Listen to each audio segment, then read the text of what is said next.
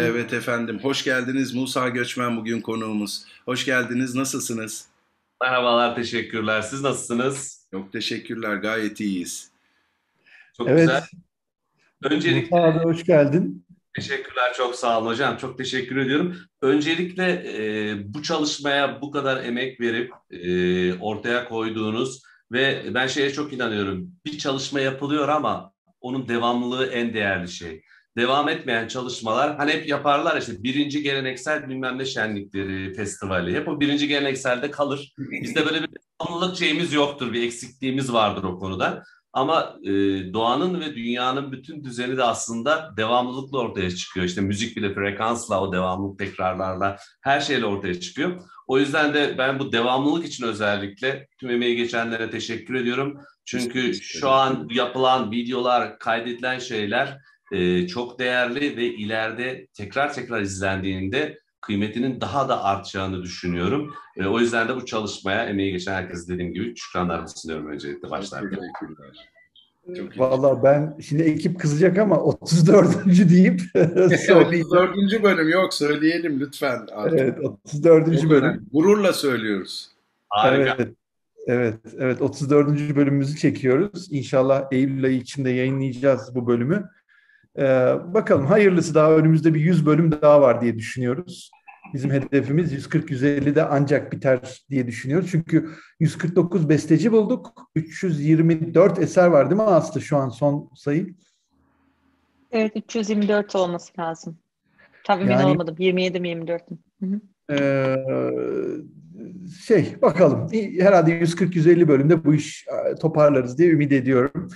Evet, bugün konuğumuz Musa Göçmen. Kendisi besteci, çok renkli bir kişilik birçok açıdan. Tanışanların çok mutluluk duyduğu, enerji saçan, pozitif enerji veren, insanlara hep böyle bir gülümseme hissi yaratan bir insan. Ya ben Musa Göçmen deyince böyle hadi filan diye hissettiren birisi ki böyle insan bulmak bu devirde çok zor. Genelde insanlar hep bunalımda, hep mutsuz, hep gergin, hep suratlar asık. Onlardan biri de benim. Benim tam antitezim gibi bir şey. O anlamda ben çok mutluyum.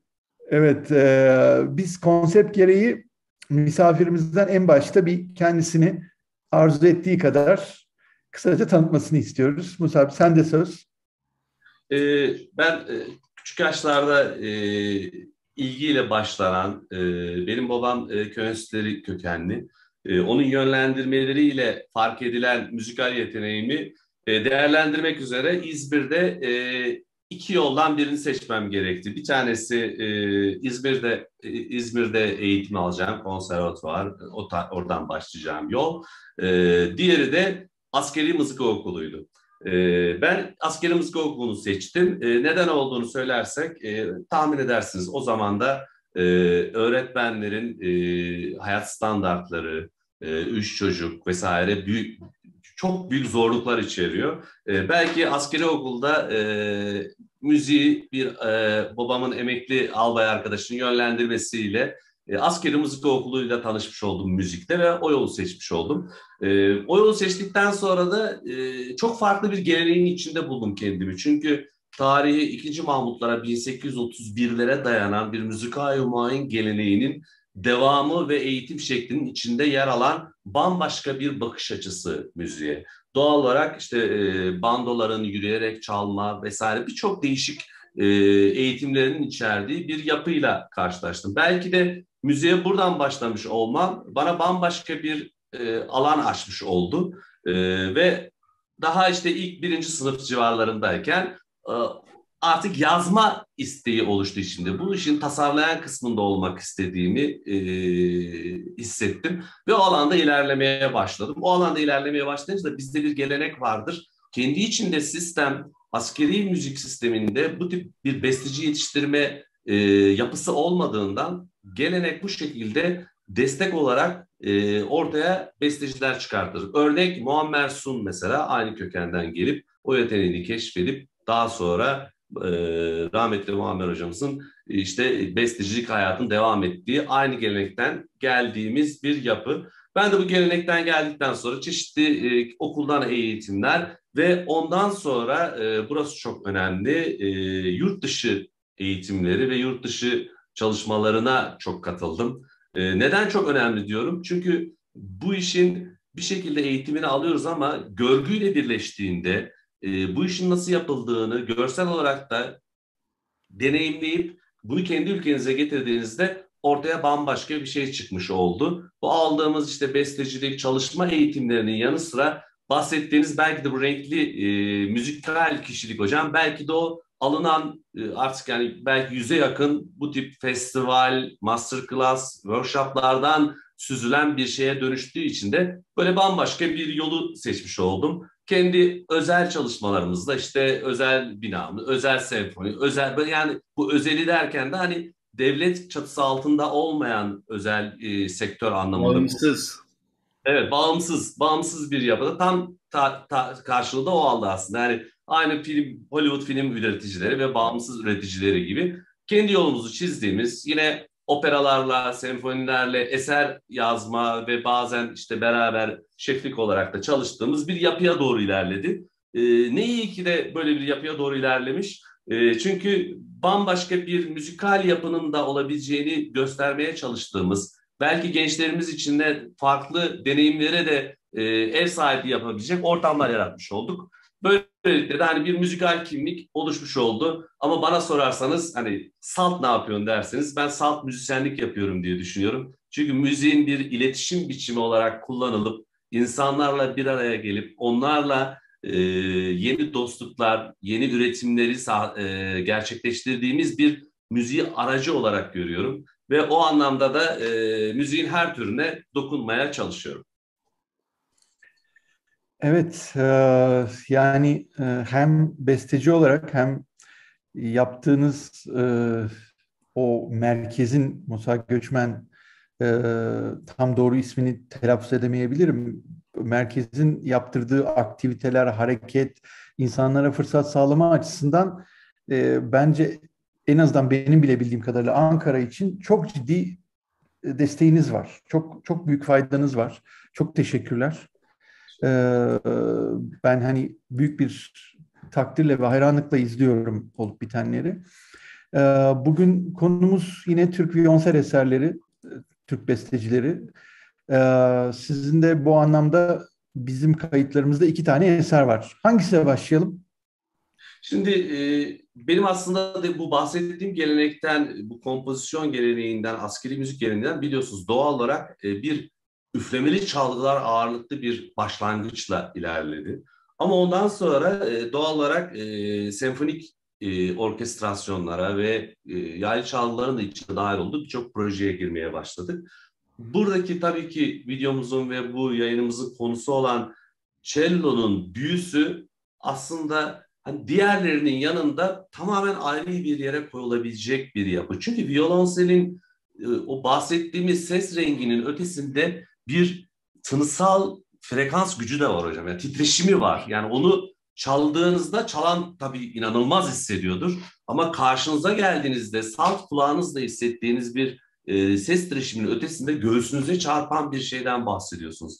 Ben çocuk yaşlarda ilk kez akustik violonselle karşılaşıp da dinlediğimde beni en etkileyen şey bu olmuştu. Göğsümde dahi o titreşimi hissetmek. Hal böyle olunca eser yazmakta büyük heyecan yarattı. Bu konuda aslında en çok çalınan eserlerimden bir tanesi violonselle oldu ve violonselin sayesinde de hani birçok ülkede, kayıtlarda, canlı konserlerde, orkestralı, piyano eşlikli Yüzün isimli bir şarkı formunda eserin ortaya çıkmasıyla böyle violonsel benim hayatta bambaşka bir güç katmış oldu. Ve bu gücü de alıp hani dediğim gibi sahneye taşıdığınızda o büyü herkese ulaşmış oldu. O yüzden bence dedim ya, bu yayının önemi, envanterinin olması, bunları anlatabiliyor olmamız. Çünkü bir besteciye bir eser geliyor. İşte nereden geldiğini hiç bilmiyoruz. Bir yerden çekiyoruz, hayal ya da işte ilham, ne derseniz deyin. Ama o melodi onu öyle bir taşıyor ki o melodinin taşıdığı yer sayesinde birçok kapı açılıyor size. İşte benim violonsel eserimin de bu kapıları bana açmasından dolayı ve listenin başında o olmasından dolayı açıkçası violonselin bendeki yeri çok büyük. İlk eser bu anlamda, yayınlanan anlamda bu şekilde yüzün için albümlerde de yer alan, canlı konserlerde çalınan, işte Eskişehir Senfoni birçok yerde seslendirdiğimiz bir eser oldu. E, Kaç arkasında dakika sürüyor? bu iki versiyonu var hocam. Bunun birinci versiyonu bildiğimiz şarkı formunda olan o 3-15 civarlarında. Ama bunun bir de 8 dakikalık versiyonu var. Bu 8 dakikalık versiyonunda violonsel ve senfoni orkestrası, ikili senfoni orkestrası için düzenlenmiş durumda. Ayrıca opsiyonel bir koro da var. Tonunun değiştiği, bir tam ses yukarı çıkarak bir tonun değiştiği kısımda bir koro da girdiği daha büyük bir versiyonu var. O da çok büyük heyecan yaratıyor. O melodinin işte koroyla birleştiği. Kayıtları var mı? YouTube'da bir yerde. Nerede? YouTube'da kaydı Eskişehir Senfoni Orkestrası'yla yaptığımız bu bahsettiğim uzun versiyonun kaydı da var. Ama orada koro kullanmadık opsiyonel olarak orkestrasyonda kullandığımız için. Haliyle korolu kaydı henüz yok. Ama mutlaka bu sezondan sonra ben kendi eserlerimin de ağırlıkta olduğu senfonik konserler yapmak istiyorum. Emin olun o konserde de yüzün baş köşede beni taşımaya devam edecek. Dedim ya o yüzden de violonselin bendeki yeri çok büyük ve çok önemli. Ve aynı şekilde pekala o dönemde bir solo keman için suite ve orkestra için bir suite yazmıştım. Sevgili Cihat Aşkın da seslendirmişti. Hatta İzmir Eczacıbaşı Ulusal Beste Yarışması'nda da bir üçüncülük ödülü oldu. Orada bir yaklaşımı vardı. Kemanın bizim halk müziğimizdeki tınılar ve kendi içindeki o halk müziğinin o armonik yapısını acaba taşırsak ve bunu bir solo ve orkestra eseri yaparsak nasıl bir şey çıkar diyen ve onun formlarını da kullandığımız mesela birinci bölüm zeybek, ikinci bölüm horon, üçüncü bölüm uzun hava, dördüncü bölüm sinsin. O dönemde solo keman için ve orkestra eşlikli böyle bir eseri yazdıktan sonra ve dedim ki acaba cello içinde, violonsel içinde bu üslupta bir şey nasıl olabilir, nasıl yazılabilir diye. O dönem çalıştığım Etno Cello isimli bir eser. Orada da yine aynı şekilde içinde Karadeniz tınıları, horon tınılarının olduğu, yine İç Anadolu bölgemizden sinsin formunda bölümlerin olduğu, tempoların ve folklorik çizgilerin olduğu bir eser olarak da ortaya çıktı. O sadece solo bir eser, solo violonsel için yazılmış bir eser. Onun da yine seslendirmeleri yapıldı. O seslendirmelerinden aslında çok önceden belki yapıldığı için orada arşiv kültüründe birazcık geri kalmışız. Normalde ben her şeyi kaydediyorum, her şeyi toparlıyorum. Ama orada bir tane hard diskin azizliğini hala beklemekteyiz.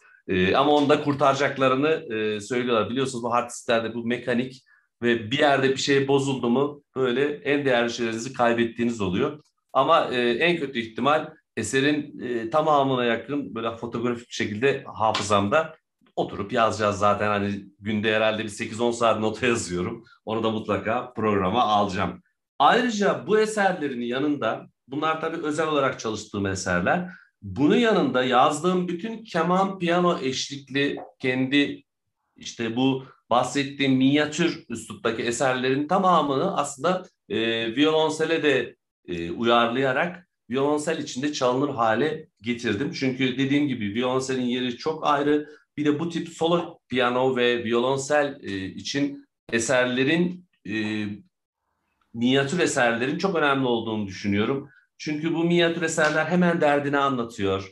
Hemen seyirciye, dinleyiciye ulaşıyor. Çok dolan başlı yollardan gitmiyor. Daha samimi, bana öyle geliyor ve bu kısacık zamanda hemen derdini anlatan bu minyatür eserlerden de dediğim gibi solo keman ve piyano için olanların da aynı şekilde violonsel uyarlamalarını da yaptım.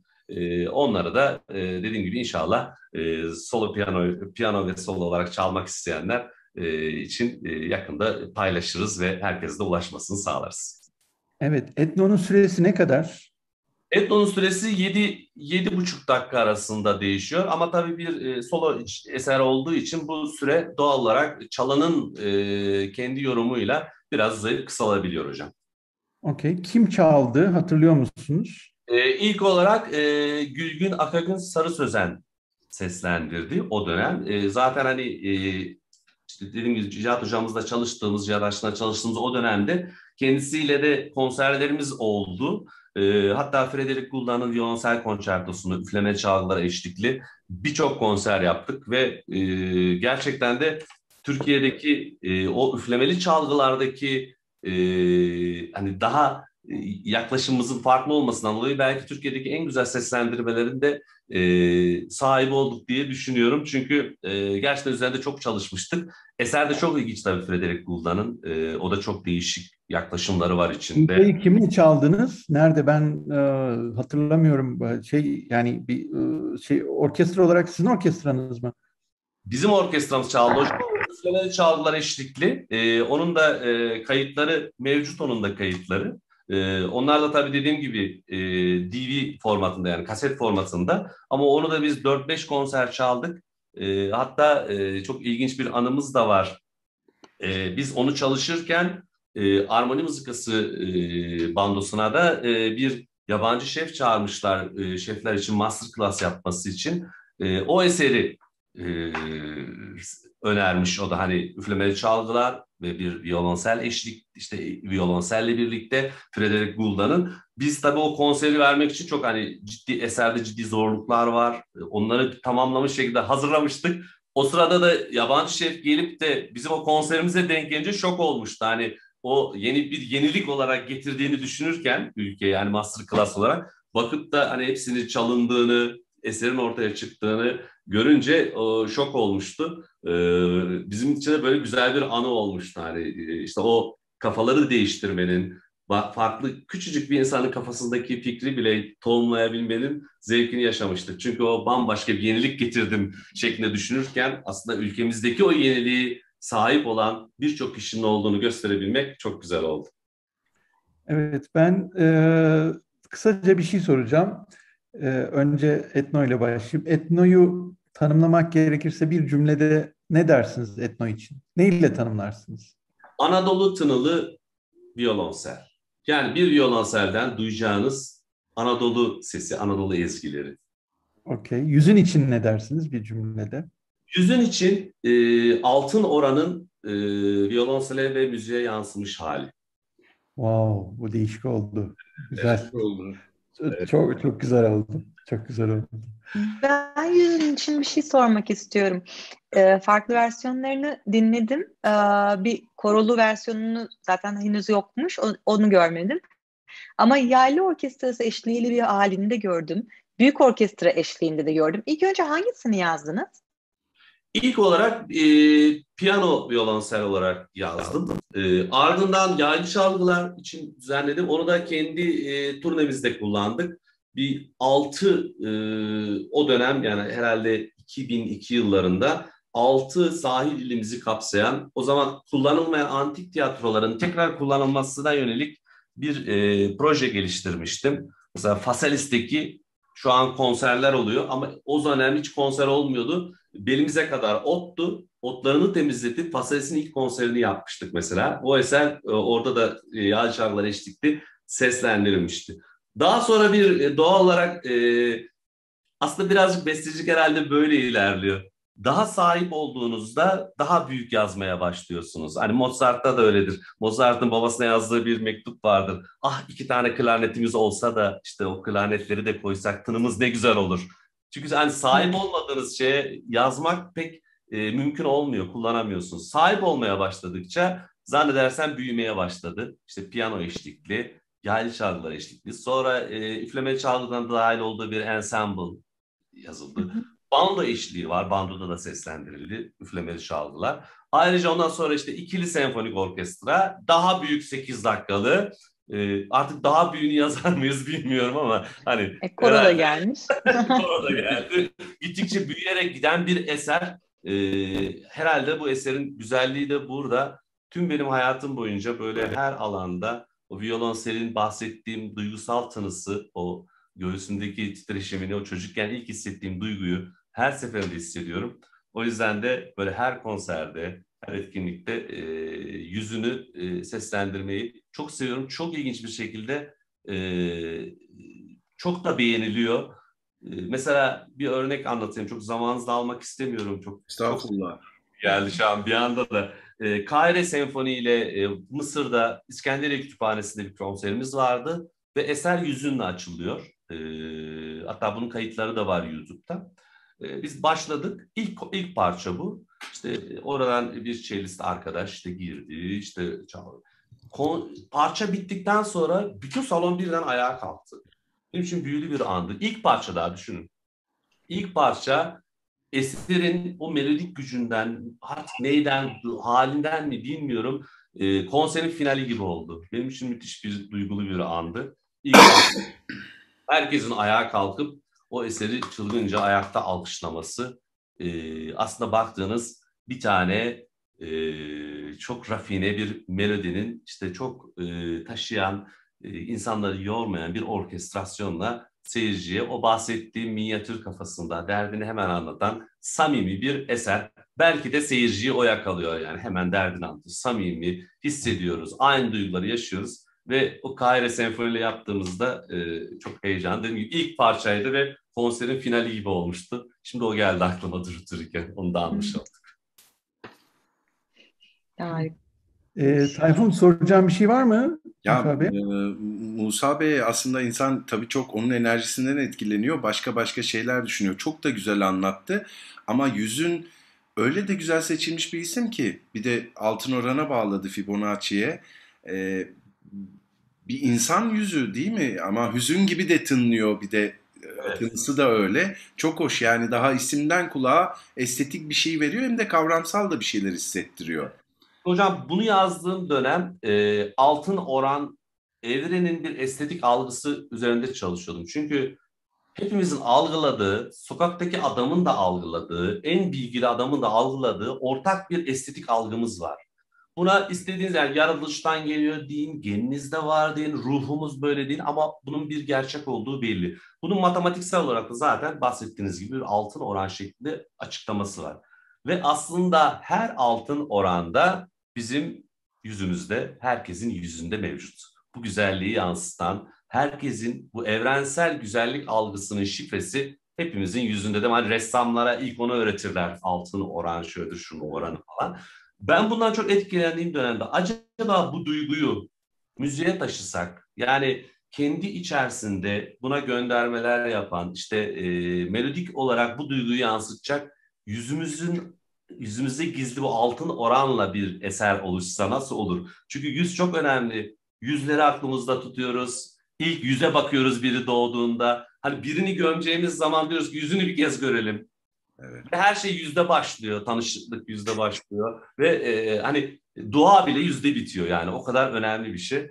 Ben de bütün bunları düşündüğümde, etkilendiğimde bu melodi böyle kendi kendine bu samimiyeti anlatan, yüzünü, içinde hüzünü, işte altın oran, estetik algılar nasıl olur? Bunu nasıl anlatırız violonselin diliyle, ondan gelen sesle diye düşündüğümde böyle bir melodi geldi bana ve ben de onu hani kaleme alınca böyle kendi kendine hayatımda böyle büyümeye başladı. İyi ki de gelmiş. Elinize emeğinize sağlık sahiden. Evet, ben son bir soru soracağım. Bu eserleri biz bu kayıtları İngilizce, Fransızca ve İspanyolca altyazıyla da bir süre sonra yayınlıyoruz. Önce normal yayına veriyoruz, arkasından altyazılar yazılıyor. Yurt dışından ya da yurt içinden bu yaptığımız röportajı dinleyip çalmak isteyen meraklı insanlara eserlere nasıl ulaşabilecekleri konusunda bir iletişim bilgisi vermeniz mümkün mü? Evet hocam, iki tür var. Sosyal medyadan Musa Göçmen yazarak her şeye ulaşabilirler. Onun yanında musagoçmen74@gmail.com'a da gönderebilirler istediklerini. Çünkü elimde binlerce eser oluşmuş durumda. Bu çocukluktan beri sürekli, dedim ya, günde 8-10 saat sürekli yazıyorum. Az önce şu anda da yeni eserler yazıyordum. Bunlara sahip olunca birçok yurt dışındaki Türkiye'de konser vermek isteyen topluluk, kişiler ya da yurt dışındaki Türk günleri olan etkinliklerde seslendirmek istediklerinde talep ediyorlar ve biz de bu hani gurur duyarak bu isteklerden hepsini karşılamaya çalışıyoruz. Dediğim gibi tüm eserler içinde böyle bir istek haydır bizim için. Çok mutlu oluruz. Onun ötesinde de şu an çalışmaları sürüyor. Bu binlerce bahsettiğim notanın da şu an tasnifleri yapılıyor ve hepsinin de PDF'lerinin yer aldığı bir internet kütüphanesi ortaya çıkacak ve çıkmak üzere hatta. Yani herhalde 1-2 ay kadar paylaşmış oluruz. Tüm eserleri aslında oradan da PDF, MIDI, kayıt olan her şeyin ulaşıp edinebilecekleri de bir ücretsiz kütüphane olmuş olacak. Harika. Harika. Yani sonuçta bu eserlerin yaşaması için çalınması lazım. Çalınması için birilerinin o eserlere ulaşılabiliyor. Sizin muvaffakatinizle, sizin onayınızla gerekiyor. Onun için de bizim o bilgiyi burada paylaşmamız gerekiyor ki bir şekilde size ulaşsınlar. Sonuçta biz burada aracılık yapıyoruz. Evet, yani ben çok yine bir sürü bir şey öğrendiğim, böyle güler yüzlü, ne güzel Fibonacci'nin geçtiği bir bölüm yaptık. Evet. Çok hoş. Evet, evet. Çok teşekkür ediyorum. Aslı, bir uyarımız var mı sonunda? Evet, şu anonsumuzu öncelikle ben evet son anonsumuzu da yapayım. Öncelikle ben de teşekkür etmek istiyorum size, hem desteklerinizden dolayı. Bu Beyoncé için kemandan kendi çevirdiğiniz eserlere de ulaşabilmeyi çok isterim. Aynı zamanda da aynı ortak noktayı paylaştığımız için mutlu oldum. Çünkü Beyoncé'den ilk etkilenmişliğim, göğsüme koyduğum zaman hissettiğim titreşim olmuştu. Benim de o yüzden aynı duyguyu paylaşmak çok hoşuma gitti. Bugünkü bu söyleşimiz için tekrar teşekkür ediyorum. Siz de eğer söyleşimizi beğendiyseniz lütfen beğene tıklayın. Kanalımıza abone olmayı unutmayın. Teşekkür ederiz. Kayıttan sonra sohbet etmeye devam edeceğiz. Ben de son bir şey Görüşmek üzere.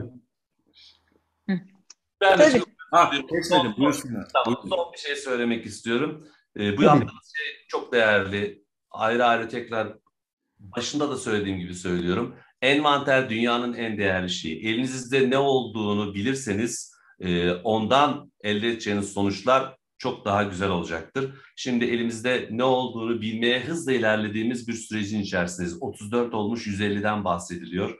Elimizde ne olduğunu çözdüğümüzde aynı elindeki dolabında ne olduğunu bilen güzel bir ev hanımının akşam çok güzel bir yemek yapmayı başaracağı gibi bence harika sonuçlara dönüşecek. O yüzden de tekrar teşekkür ediyorum. Ne güzel bir Umarım. İyi dilekleriniz için çok teşekkürler. Enerjiniz bize yeter zaten. Evet, siz üretmeye devam edin. Biz de bunları yapmaya devam edeceğiz. Çok evet. Teşekkür ederiz. Hoşçakalın.